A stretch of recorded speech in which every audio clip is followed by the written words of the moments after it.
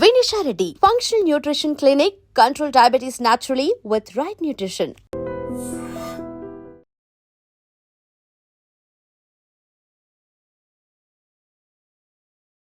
కర్నూలులో జరిగినటువంటి అత్యంత దారుణమైన సంఘటన. 19 మంది చనిపోయారు. ఎంత దారుణం అంటే చాలామంది కూడా, అంటే తల్లి కూతురు అనుకోండి, లేకపోతే కూతురు సాఫ్ట్వేర్ ఇంజనీర్, ఆమె జాబ్ చేస్తోంది బెంగళూరుకి, జస్ట్ దివాళీ హాలిడేస్ అని చెప్పి వెళ్ళింది, వాళ్ళు చనిపోయారు. ఇట్లా అంటే 19 మందికి సంబంధించిన ఫ్యామిలీస్ పాపం ఏ తప్పు చేయకుండానే జస్ట్ ఆ బస్ ఎక్కినందుకు వాళ్ళు చనిపోయారు. మిగతా వాళ్ళకు అదృష్టం బాగుంది కాబట్టి ఆ బస్సు అద్దాలని పగలగొట్టుకొని ఎట్లో అట్లా బయటపడ్డారు. ఈడ మెయిన్ ఏం జరిగింది, ఇప్పుడు బైక్ని ఢీకొట్టింది కాబట్టి ఆ బైక్ మొత్తంగా కిందికి స్కిడ్ అయిపోయి ఆ బైక్ మొత్తం ఇరుక్కుపోయి ఆ బస్ కింద ఇరుక్కుపోయి ఈ కావేరీ బస్ కింద ఇరుక్కుపోయి చనిపోయిండు. బైక్ల మీద ప్రయాణం చేస్తున్నటువంటి వ్యక్తి చనిపోయిండు. అట్లాగే ఆ మంటలతోని పూర్తిగా బస్సు కాలిపోయింది. అందుకని 19 మంది చనిపోయినరు అనేది నిన్నటి వరకు కూడా మనకు తెలిసినటువంటి విషయం. ఇప్పుడు ఆ బైక్కి సంబంధించిన విజువల్ ఒకటి, ఆ పెట్రోల్ బంక్ బయటకు వెళ్ళి వస్తున్న విజువల్ ఒకటి మనకు స్పష్టంగా కనిపిస్తోంది. ఏందది, మంచిగా తాగున్నారు ఇద్దరు. ఒక అతని పేరు వచ్చేసి శివశంకర్, ఇంకో అతని పేరు వచ్చేసి ఎర్రిస్వామి. అసలు ఏంది అని అంటే ఆ బైక్కి అసలు హెడ్ లైటే లేదట. జస్ట్ మనము అంటే లెఫ్ట్ తీసుకుంటే లెఫ్ట్, రైట్ తీసుకుంటే రైట్ వెళ్ళాలనుకునే ఈ బ్లింక్ లైట్ ఏదైతే ఉంటుందో, సైడ్ లైట్ ఏదైతే ఉంటుందో, జస్ట్ దాన్ని ఆన్ చేసుకొని లెఫ్ట్ సైడ్ది లైట్ ఆన్ చేసుకొని ఆ బైక్ మీద పోతున్నారు. ఏది తాగి ఇద్దరు హైవే మీద పోతున్నారు.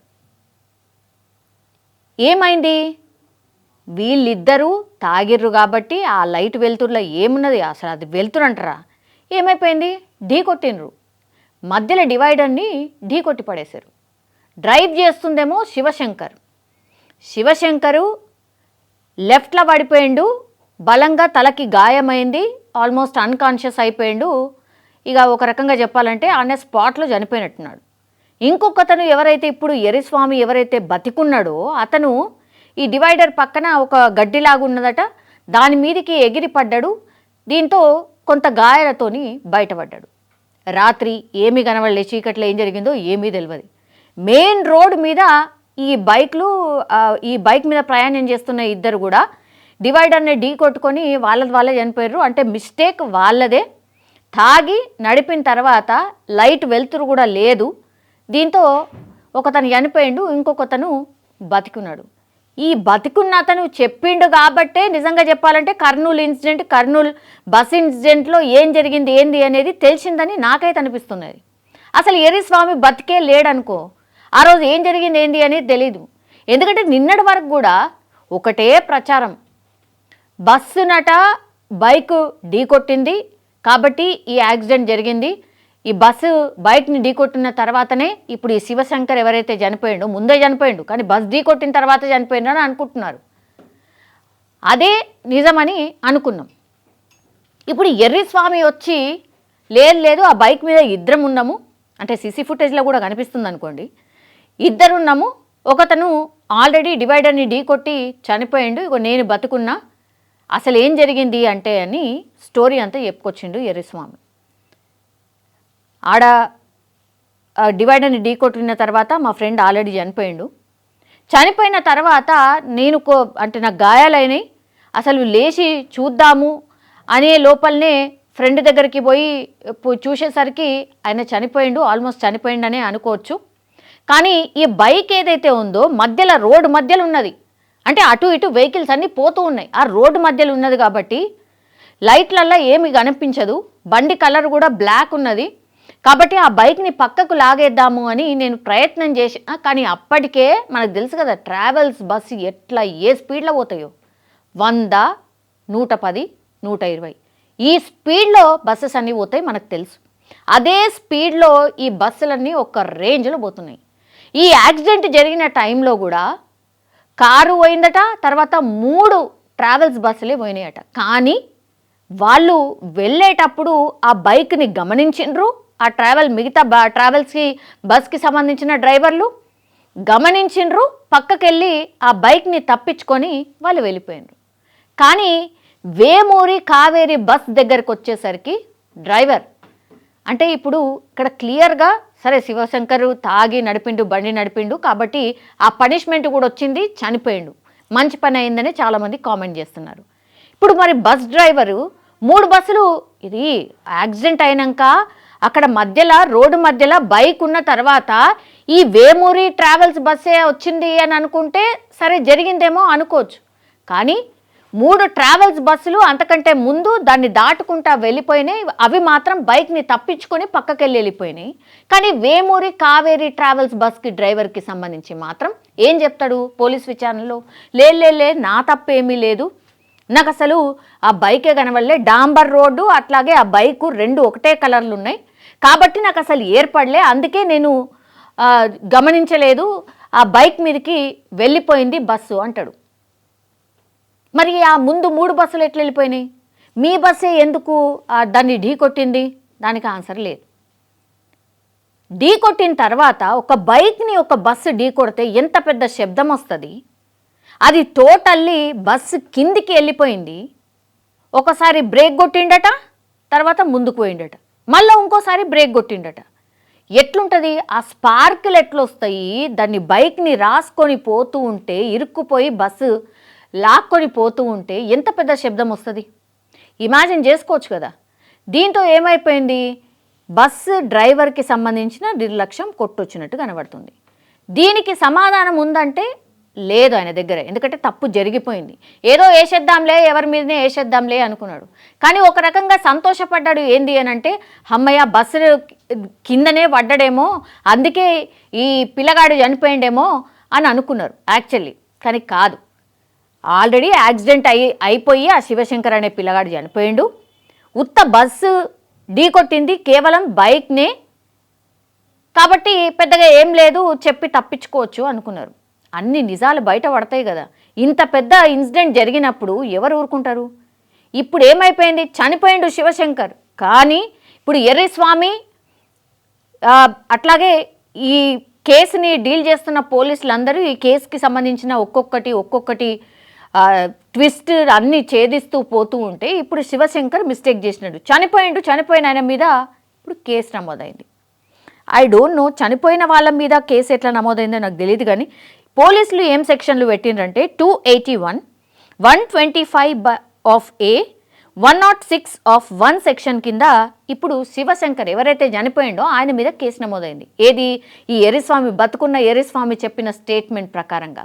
ఇది ఇప్పుడు కేసులో ట్విస్ట్.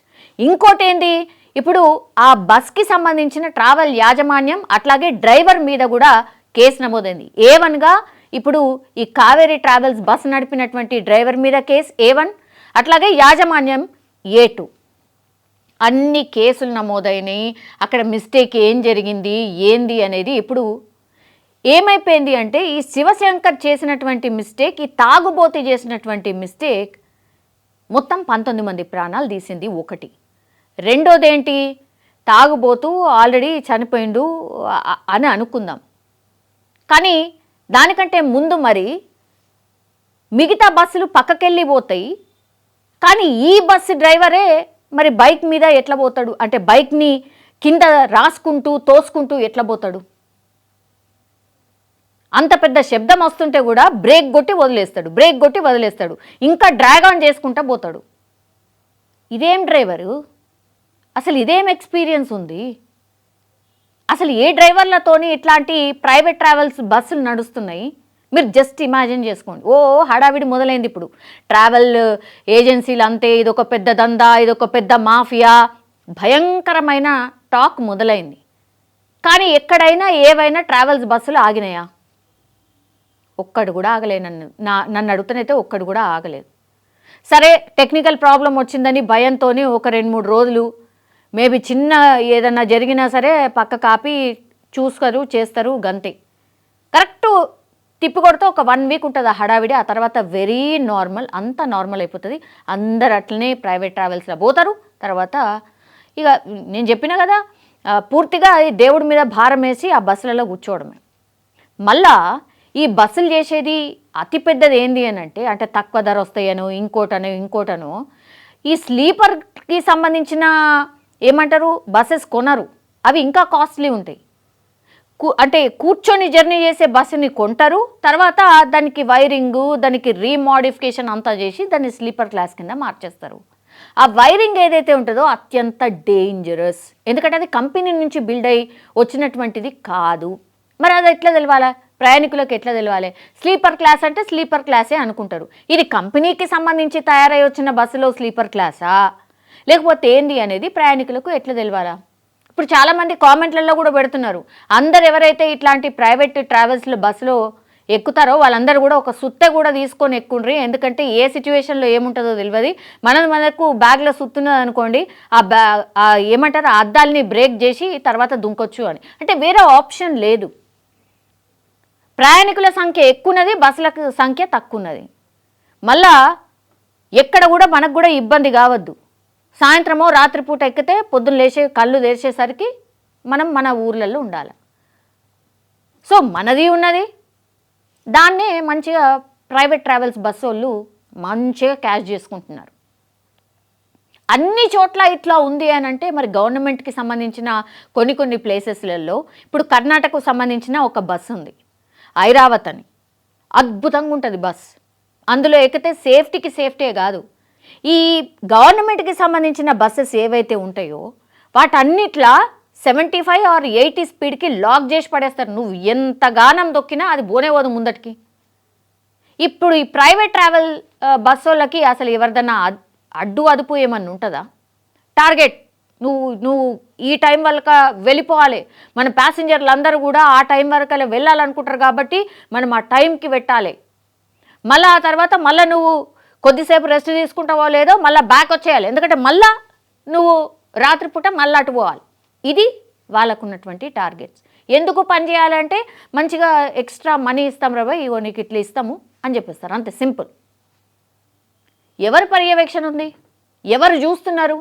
ప్రైవేట్ ట్రావెల్స్ బస్సులో అసలు ఏం జరుగుతుంది ఏంది అనేది ఎవరికి తెలుసు? సరే తెలిసినా కూడా పెద్దగా ఏం చేసేది ఏం లేదు కదా. ఏముంటుంది, ఇట్లాంటి ఇన్సిడెంట్లు జరిగినప్పుడు అడపదడప కొంచెం హడావిడి చేసి ఏదో చేస్తున్నట్టుగా చేసి ఆ తర్వాత అంతా నార్మల్. ఎన్ని ట్రావెల్స్ బస్సులు ఉన్నాయి, ఎంత ఫిట్నెస్గా ఉన్నాయి బస్సెస్, ఎంత సేఫ్టీ డ్రైవర్స్ ఉన్నారు, ఇద్దరు ఏ టైంకి మారుతున్నారు, ఎంత అద్భుతంగా డ్రైవ్ చేస్తున్నారు, అసలు ఇవన్నీ ఎవరైనా పట్టించుకుంటున్నారా? నన్ను అడుగుతా అసలు ఎవ్వరు కూడా పట్టించుకునేది లేదు. గంతే, దేవుణ్ణి నమ్ముకోవాలా పోవాలా. కానీ ఒక్కటి మాత్రం నిజం, ఇక్కడ మీరు సరే మీ గమ్యస్థానాలకు చేరుకోవాలా, పిల్లలతో పోతారు, ఇంకా వేరే చాలా రీజన్స్ ఉంటాయి. కానీ ఈ ప్రైవేట్ ట్రావెల్స్ బస్సు పోయే టైము, అట్లాగే మన గవర్నమెంట్ బస్సెస్ పోయే టైం ఏదైనా చూస్తే అటు ఇటుగా అర్ధగంట నుంచి గంట డిఫరెన్స్ మాత్రమే ఉంటుంది. దయచేసి ఈ పాయింట్ని అండర్లైన్ చేసుకోండి, నోట్ చేసుకోర్రి. ఆ స్పీడ్ని లాక్ చేసి ఉంటారు, ఎంతగానో స్పీడ్ పోవాలన్నా పోరు. దయచేసి గవర్నమెంట్కి సంబంధించిన బస్సెస్ని మీరు ఆదరించండి, అప్పుడు ఆటోమేటిక్గా ప్రైవేట్ ట్రావెల్స్కి సంబంధించిన ఈ డిమాండ్ తగ్గిపోతుంది. ఏమైతే ఒక బస్కి అయింది కదా ఇక అన్నిటికీ అట్లనే అవుతుందా అనుకుంటే మాత్రం అంతే. ఎప్పుడు ఎవరికి ఏం జరుగుతుందో ఎవరికి తెలియదు. 19 మంది ప్రాణాలు బలిగొన్న ఆ బస్ ఆర్ ఆ యాజమాన్యం అగైన్ నాకు తెలిసైతే ఇంకొక 10 రోజులు లేకపోతే నెల రోజుల తర్వాత మళ్ళా నన్ను అడిగితేనైతే సంక్రాంతి వరకల్లా మళ్ళా ఆ బస్ అందుబాటులో ఉంటుంది, మళ్ళా అదే బస్సులో జనాలు ఎక్కుతారు, ప్రయాణం చేస్తారు. ఇది మాత్రం ఫ్యాక్ట్. ఇక దీన్ని బట్టే మీరు డిసైడ్ చేసుకోవాల్సింది, మాకు గవర్నమెంట్ బస్సులు కావన్నా లేకపోతే ప్రైవేట్ బస్సులు కావాలన్నా. ఇది మీరు డిసైడ్ చేసుకొని మీరే, అంటే నిర్ణీతలు మీరే ఆర్ నిర్ణీతలు మనమే, ఎక్కాల్సింది మనమే, ప్రాణాలు మనవే. ప్రైవేట్ ట్రావెల్స్ బస్సు ఒకటి ఏమున్నది, పైసలు వస్తాయి గంతే, సింపుల్. ఈ కేసులో నిజంగా మిస్టేక్ ఎవరిది అనుకుంటున్నారు? ఇప్పుడు ఆల్రెడీ చనిపోయిన ఈ శివశంకర్ అనేటైందా, లేకపోతే ఈ డ్రైవర్దా, లేకపోతే ఈ వ్యవస్థనంతా నడుపుతున్నటువంటి ఇక సోకాల్డ్ గవర్నమెంట్ అంటారా ఇంకేంటంటారా, ఎవరిది? మిస్టేక్ ఎవరిది? కామెంట్ రూపంలో తెలియజేయాల్సిందిగా కోరుతున్నాం. And for more videos, Please subscribe to iDream. Please subscribe to iDream. Please subscribe iDream. And please subscribe to iDream. For more videos, subscribe to iDream. please like, share and subscribe to the channel. Congratulations, iDream. Subscribe to iDream. Subscribe to iDream. So subscribe to iDream Media. iDream ki iDream team andarki huge congratulations. Please subscribe iDream Media. Please subscribe to iDream. Subscribe iDream. Please subscribe to iDream. iDream అంటే నా కళల ఛానల్ను subscribe చేసుకున్న నోరు తిరుగుతలేదు, మీరైతే గంట గుర్తు కొట్టండి. For more such videos, please subscribe to iDream. Subscribe to iDream. Please subscribe to iDream. Please subscribe iDream Media. Please do subscribe to iDream. Please subscribe to iDream Media. For best entertainment and information, please subscribe iDream. And don't forget to subscribe to iDream.